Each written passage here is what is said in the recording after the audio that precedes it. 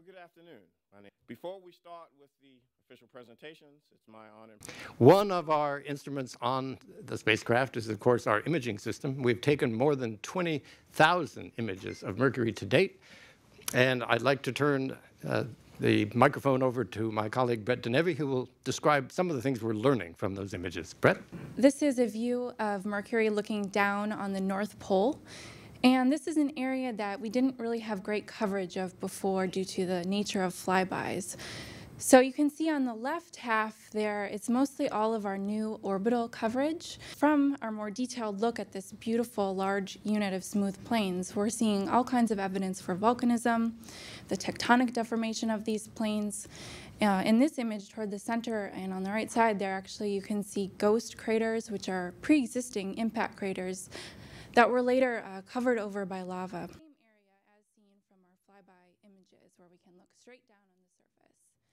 And so from our more detailed, if you can start the movie, when we zoom in here, you can see this images are collected at an average resolution of around 250 meters per pixel. And when you zoom into the full resolution, you can start to see this is just one of the many spectacular features on Mercury. This is a 13-kilometer impact crater, and that dark region that you see to the south is impact melt, which flowed from the crater.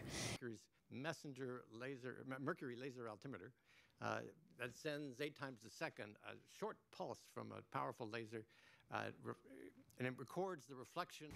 Let me turn now to the magnetic field of Mercury.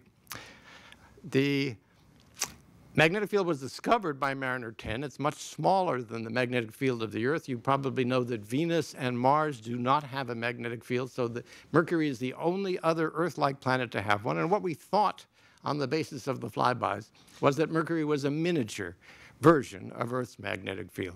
And those red dots are the location of the magnetic equator looking down from the North Pole, so all looks well. But now if we can start the animation, you'll see where that magnetic equator lies.